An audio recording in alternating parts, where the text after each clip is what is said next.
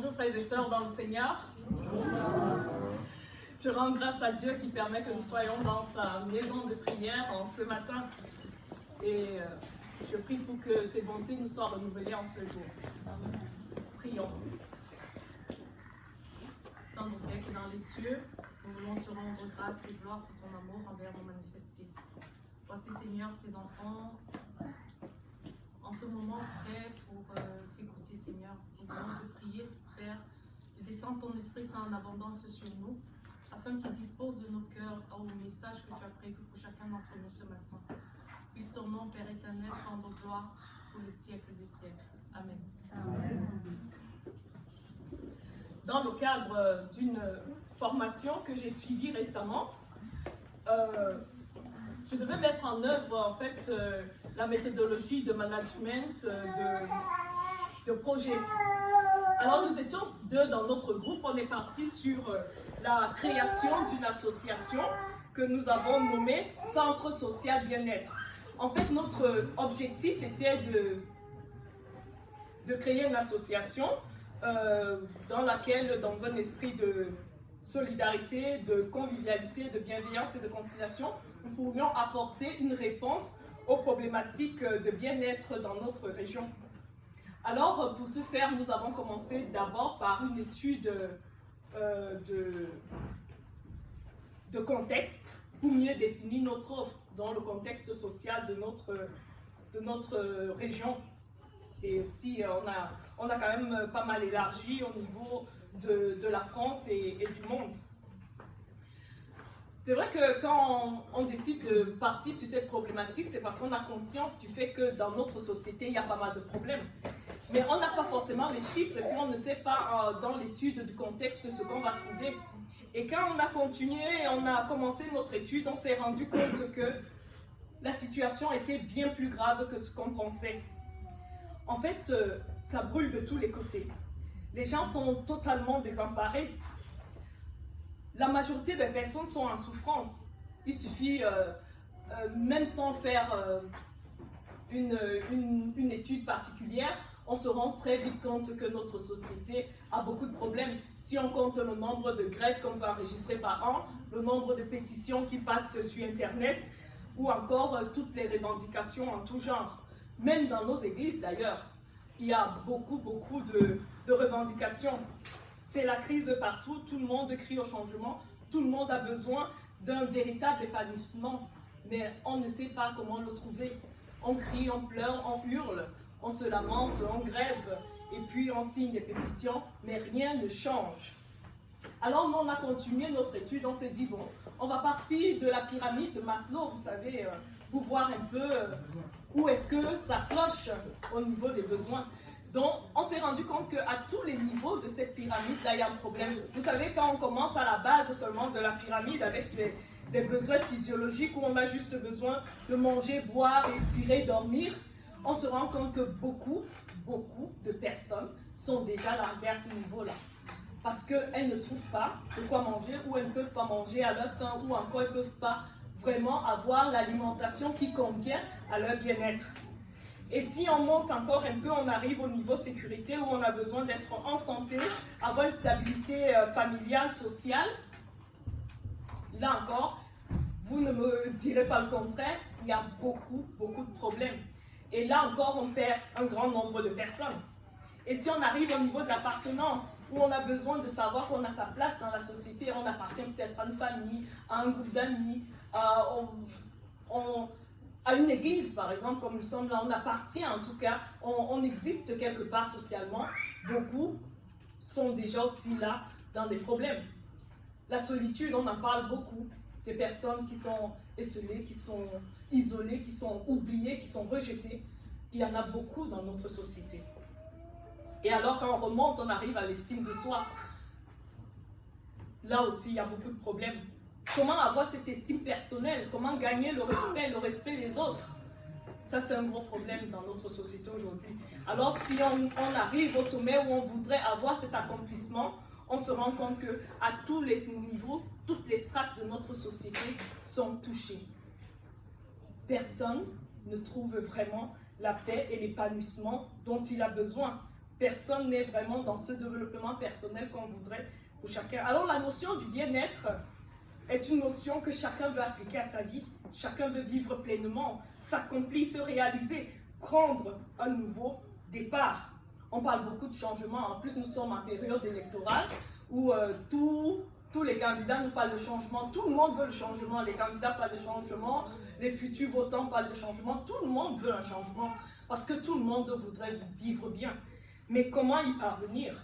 Et la crise sanitaire que vit notre monde depuis 2 ans aujourd'hui ne nous a pas aidés. Elle a plutôt empiré la situation. Elle a aggravé les clivages.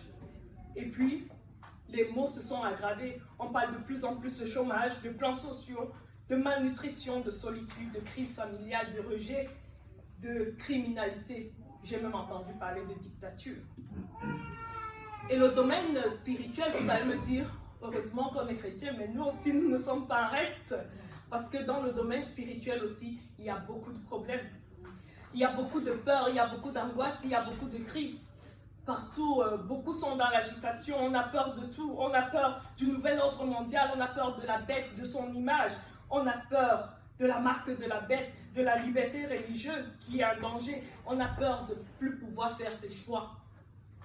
Et ça, on peut dire que c'est peut-être de manière générale, mais quand on rentre dans nos vies personnellement, nous sommes attaqués de toutes parts. Peut-être la maladie, le chômage, des difficultés d'ordre divers, des problèmes d'alimentation, des problèmes de logement. Il y a tellement de difficultés qui attaquent les enfants de Dieu qu'on se demande comment réussir à arriver à un plein épanouissement. Comment réussir à cheminer spirituellement dans cette paix, à atteindre cette plénitude spirituelle dont nous avons besoin. Canard ou aigle, vous avez le choix. En fait, là, c'est une histoire que j'aimerais vous conter. C'est l'histoire d'un homme qui arrive dans une ville et puis il veut prendre un taxi, il est à l'aéroport, il veut prendre un taxi, il s'en va, bien sûr, il y a un taxi tout de suite devant lui et il est content d'avoir le taxi. Mais le chauffeur de taxi va le recevoir, mais avec beaucoup de joie, très poliment. Il va lui ouvrir la porte de son taxi, il va entrer, et puis il va trouver, il y a un mot qui est affiché dans le taxi, canard ou aigle, tu as le choix. Ouf, tout de suite, il va lire rapidement, mais il va passer. Et puis il va constater que le taxi est tellement propre, et le chauffeur de taxi a venu lui donner un petit bout de papier, et il va lui dire, lisez ça pendant que je range vos affaires. Et sur le bout de papier, il est écrit « Je suis Monsieur Jean. Ma mission est de vous amener à destination rapidement et en toute sécurité et économiquement en vous offrant un environnement convivial. » Oh, il est impressionné, c'est la première fois. Dans cette ville-là, les taxis, c'est à peine s'ils sont lavés, c'est à peine si le chauffeur de taxi a mis un jean et un t-shirt qui date de, je sais pas, mais celui-là, il est tout propre sur lui. Il a une belle chemise blanche, une cravate et un pantalon bien repassé. Il se dit, ok, d'accord. Et il entre dans le taxi, qui est propre, nickel. Et quand le chauffeur vient, il lui demande s'il voudrait un café. Aimeriez-vous un café? Et lui se dit, oh, mais dis donc. En rigolant, il lui dit, non, mais je préfère du jus de fruits. Et lui dit, mais là, j'ai un thermos avec du jus de fruits ordinaire. Et puis, j'en ai un autre avec du jus de fruits diététique. Et j'ai même de l'eau, si vous voulez. Et si vous voulez lire quelque chose, j'ai le journal du jour et quelques magazines, selon votre convenance. Et puis, si la station qui joue de la musique, la station de radio qui joue de la musique ne vous convient pas, j'ai toutes ces autres stations dont vous n'avez qu'à choisir. Et il était impressionné. En plus, le chauffeur pousse même le bouchon et lui demande si la température dans l'habitacle lui convient, sinon il va ajuster la température. Alors là, il est impressionné, il se dit, mais les taxis ordinaires dans cette ville, c'est un peu n'importe quoi. Celui-là sort d'où? C'est un martien ou quoi? Alors il lui demande, mais ça vous arrive souvent de faire ça? Il lui dit non. En fait, il le fait depuis 2 ans. Parce qu'il était comme tous les taxis de la ville à se plaindre, parce qu'il fait passer de courses, parce qu'il y a ci, parce qu'il y a ça. Il se plaignait pour tout le temps. Jusqu'à ce jour où il va écouter un médecin qui travaillait dans le développement personnel. Et ce médecin-là, justement, disait canard ou aigle, à toi de choisir. Et il disait, ne soyez pas un canard, parce que le canard, il est dans sa mare toute la journée, il fait du bruit, il se plaint, il se plaint, il se plaint. Alors que l'aigle, il vole tout simplement, tranquillement, il est au-dessus de la mêlée, il ne s'agite pas. Alors il s'est dit, il faut peut-être que je change. Il faut que j'arrête d'être un canard, celui qui se plaint tout le temps, qui hurle pour rien, et que je devienne un aigle, que je vole au-dessus de la mêlée.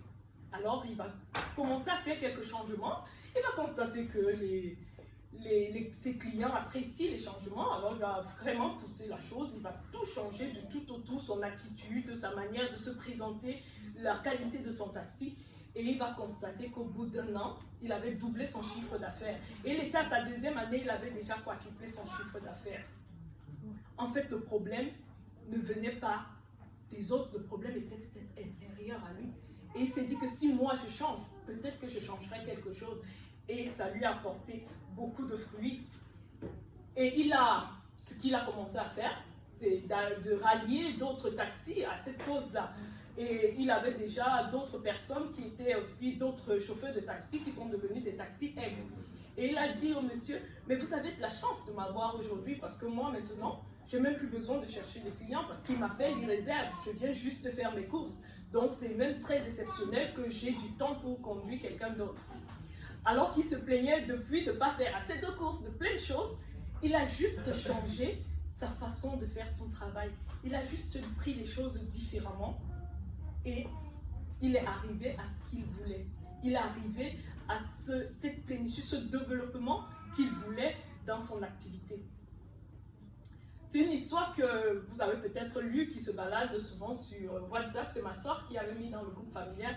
Et cette histoire m'avait vraiment interpellée. Et quand je préparais cette prédication, je me suis rappelée de cette histoire.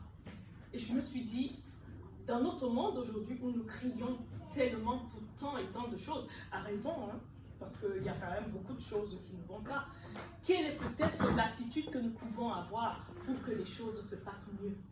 Pour qu'on arrive à cette plénitude spirituelle que nous recherchons, ou tout simplement à une vie plus agréable dans notre monde aujourd'hui, malgré les difficultés par lesquelles nous pouvons passer.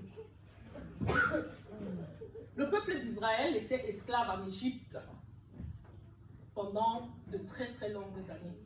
Un jour, le Seigneur a décidé que c'était le moment pour eux de sortir de l'esclavage. Vous connaissez l'histoire. Il y a eu 10 plaies qui sont passées. Dieu a fini par convaincre Pharaon de laisser partir le peuple d'Égypte. Pharaon n'était pas d'accord, hein, mais il était obligé de plier à cause de ce qu'il subissait de la part de l'Éternel.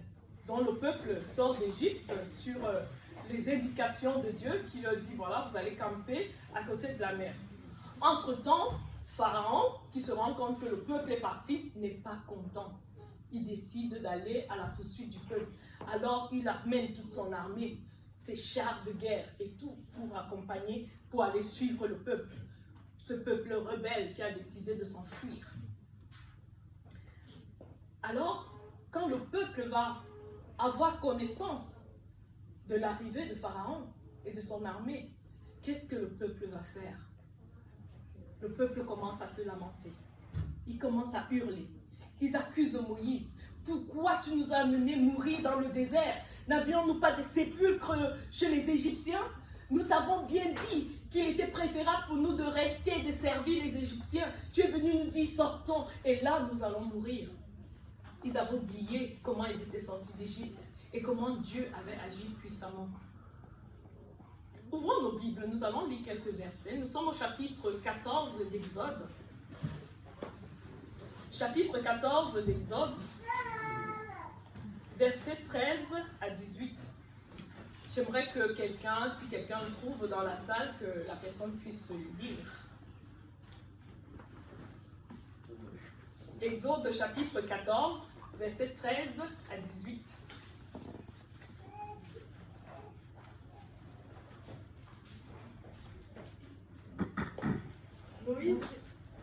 Moïse répond au peuple d'Israël, n'ayez pas peur, résistez, vous allez voir comment le Seigneur va vous sauver aujourd'hui. En effet, les Égyptiens que vous voyez maintenant, vous ne les verrez plus jamais. Le Seigneur va combattre à votre place et vous n'aurez rien à faire. Le Seigneur dit à Moïse, « Pourquoi est-ce que tu m'appelles au secours? Dis aux Israélites de se remettre en marche. Toi, prends ton bâton et lève-le sur la mer. Ouvre ainsi un passage pour que les Israélites avancent au milieu de la mer sur un chemin sec. Et moi, je fermerai le cœur des Égyptiens pour qu'ils vous suivent dans la mer. Mais je montrerai ma gloire en écrasant le roi d'Égypte et toute son armée, ses chars et ses cavaliers. Oui, cette défaite du roi d'Égypte, de ses chars et de ses cavaliers montrera ma gloire. Ainsi, les Égyptiens sauront que le Seigneur, c'est moi. » Amen. Donc, quand le peuple voit, il se met à crier, ils ne sont pas contents. Et Moïse, qui ne sait pas ce que l'Éternel va faire, il a ce discours que je trouve quand même intéressant. Il dit, ne craignez pas, tenez-vous tranquille. Voyez la délivrance de l'Éternel qu'il opérera pour vous aujourd'hui. Moïse ne sait pas ce que l'Éternel va faire. L'Éternel ne lui a pas dit ce qui va se passer. Mais il sait pertinemment que son Dieu, celui qui a dit sortez d'Égypte, et celui qui a fait flancher le cœur de Pharaon, saura quoi faire dans cette situation-là. Moi, j'ai une autre version différente de celle de Tracy. Et dans la suite, quand l'Éternel s'adresse à Moïse, il dit, moi, dans ma version, l'Éternel dit, pourquoi ces cris? Pourquoi ces cris? Il ne comprend pas pourquoi le peuple se lamente, pourquoi le peuple crie. Il dit, pourquoi ces cris? Pourquoi ces cris? Parle aux enfants d'Israël et qu'ils marchent. Et moi, franchement, quand je lis cette partie, ça me booste d'une manière particulière. L'Éternel dit, pourquoi ces cris? Parle aux enfants d'Israël et dit qu'ils marchent. Qu'ils marchent. Souvent, quand on parle de marcher dans la Bible, on parle de cheminer avec Dieu, de lui obéir, de continuer à obéir à ses préceptes. Souvent, quand on lit ces histoires, on se dit quand même, le peuple, ils ont vu tout ce que Dieu a fait, ils sont toujours là, ils se plaignent pour tout et pour rien. Mais l'incrédulité et les murmures du peuple d'Israël illustrent bien notre situation aujourd'hui. Parce que malgré tout ce que le Seigneur fait pour nous, malgré sa sollicitude, malgré son amour pour nous, nous nous plaignons continuellement. Et parfois, nous nous plaignons même pour des choses minimes. Pour un rien, pour une phrase que quelqu'un aurait dite, on veut déjà que le monde entier se lève parce qu'on n'est pas content. Donc, nous, on se plaint souvent des choses parfois qui n'ont même pas de sens réellement. Alors, à tout ça, le Seigneur répond, marche. Continue à obéir à ma voix. Continue à obéir à mes préceptes. Continue à garder ta foi forte. Continue à garder ta foi agissante et persévérante. Romains chapitre 12, versets 1 à 12. À 2 plutôt. Romains chapitre 12, versets 1 à 2. Il est écrit, « Je vous exhorte donc, frères, par les compassions de Dieu, à offrir vos corps comme un sacrifice vivant, saint, agréable à Dieu, ce qui sera de votre part un culte raisonnable. Ne vous conformez pas au siècle présent, mais soyez transformés par le renouvellement de l'intelligence, afin que vous discerniez quelle est la volonté de Dieu, ce qui est bon, agréable et parfait. » Face à la crise, face aux difficultés que nous pouvons rencontrer dans nos vies, face aux pressions multiples que nous vivons ou que nous allons vivre demain, nous avons un choix à faire. Soit de nous conformer au siècle présent, de continuer à pleurer, à nous lamenter, à nous angoisser, soit de nous laisser transformer par le renouvellement de l'intelligence, soit de continuer à faire confiance à Dieu, quelles que soient les circonstances, continuer à marcher. Parce que c'est à ça que le Seigneur nous appelle. Dieu voudrait que nous soyons les témoins de son amour et qu'en demeurant fidèles, nous puissions laisser voir sa gloire. Le peuple d'Israël, en restant accroché au Seigneur, le Seigneur a agi et Pharaon a fait, en agissant sur Pharaon, en punissant les Égyptiens, il a fait voir sa gloire au monde entier. Et tous les Égyptiens ont reconnu la gloire de l'Éternel. Et ce n'est pas la seule histoire dans la Bible, nous en avons beaucoup comme ça. Nous pouvons parler de Shadrach, Meshach et Abednego, qui sont les 3 compagnons de Pharaon. Et malgré les 3 compagnons de Daniel, plutôt, et qui, malgré la menace de la fournaise ardente, vont garder le cap et refusent de se soumettre à l'ordre du roi Nebuchadnezzar. Parce qu'ils ne veulent pas renier leur Dieu. Ils ne veulent pas servir les idoles. Ils veulent marcher selon la voie du Seigneur. Et Nebuchadnezzar n'est pas content. Dans Daniel chapitre 3, verset 15, il dit « Maintenant tenez-vous prêts, et au moment où vous entendrez le son de la trompette, du chalumeau, de la guitare, de la sambuc, du psalterion, de la cornemuse et toutes sortes d'instruments, vous vous prosternerez et vous adorerez la statue que j'ai faite. Et si vous ne l'adorez pas, vous serez jetés à l'instant même au milieu de la fournaise ardente. Quel est le Dieu qui vous délivrera de ma main? » Frères et sœurs, parfois il nous arrive de vivre des situations difficiles dans notre monde. Parfois quand le malin s'attaque à nous, il donne vraiment l'impression que nous n'avons aucune porte de sortie. Parfois les événements, je sais qu'avec même les événements que nous vivons ces derniers temps, beaucoup ont l'impression qu'on n'a aucune porte de sortie. D'un côté, on nous parle de la marque de la bête, de l'autre côté, on nous parle de l'obligation vaccinale, de l'autre côté, on nous parle de dictature, de notre côté, on nous parle de famine, de chômage. On est attaqué de toutes parts.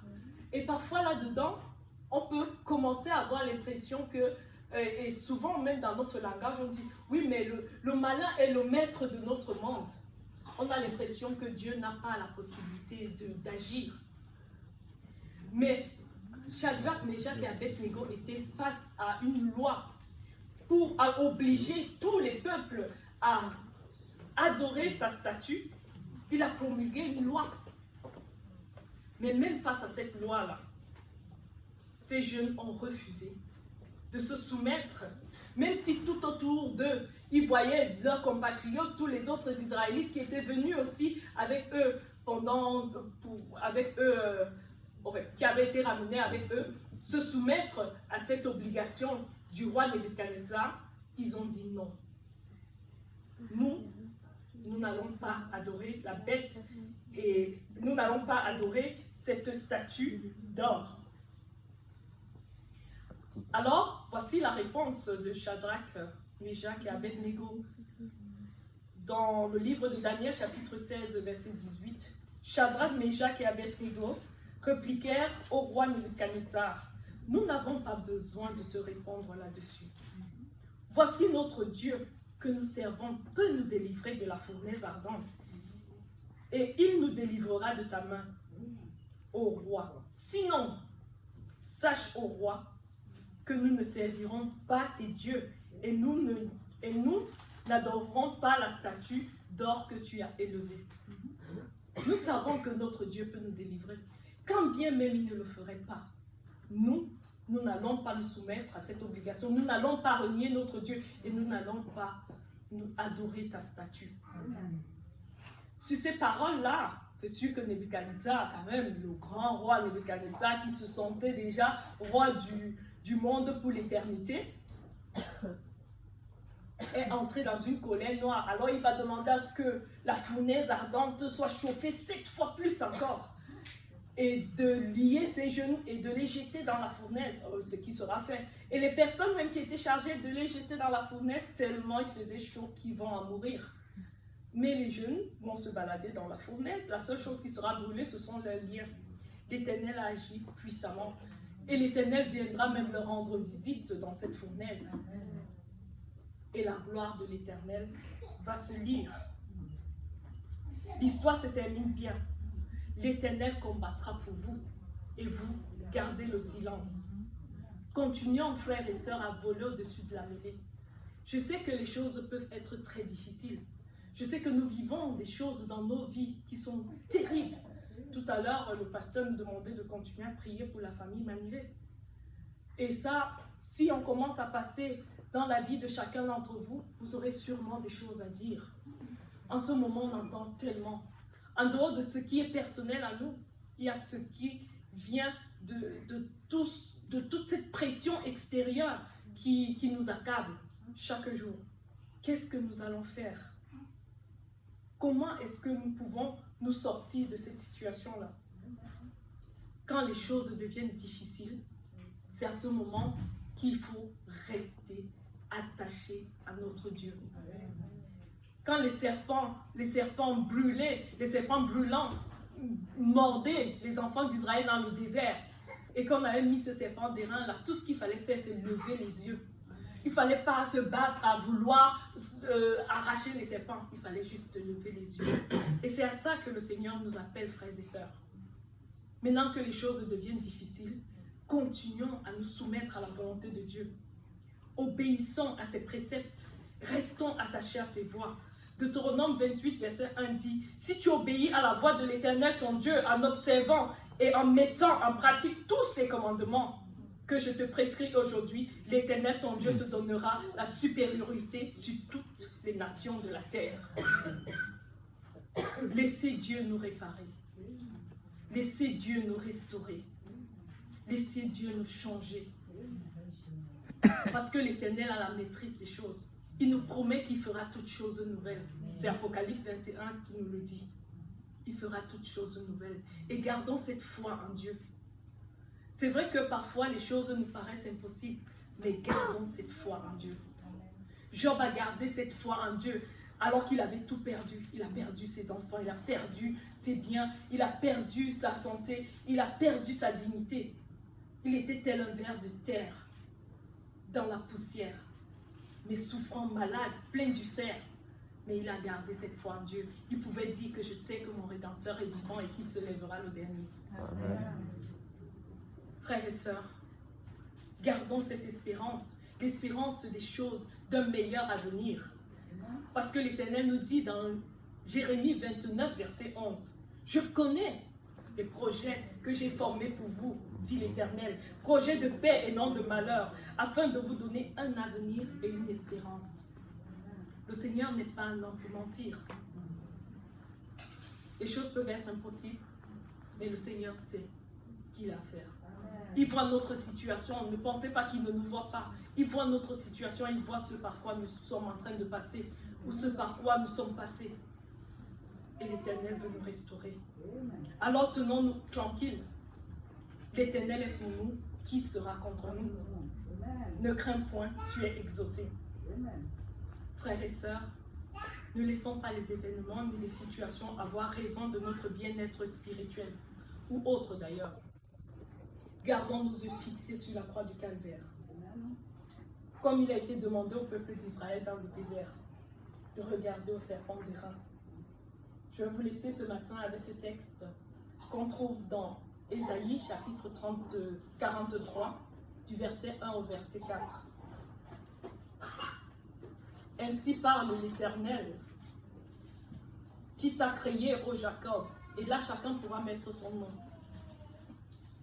Qui t'a créé, ô Jacob, celui qui t'a formé, ô Israël. Ne crains rien, car je te rachète. Je t'appelle par ton nom, tu es à moi. Si tu traverses les eaux, je serai avec toi, et les fleuves ne te submergeront point. Si tu marches dans le feu, il ne te brûlera pas, et la flamme ne t'embrasera pas. Car je suis l'Éternel, ton Dieu, le Saint d'Israël, ton Sauveur. Je donne l'Égypte pour ta rançon, l'Éthiopie et Saba à ta place. Parce que tu as du prix à mes yeux. Parce que tu es honoré et que je t'aime. Je donne des hommes à ta place. Je donne des peuples pour ta vie. Nous avons du prix aux yeux de l'Éternel. Que l'Éternel nous bénisse. Amen.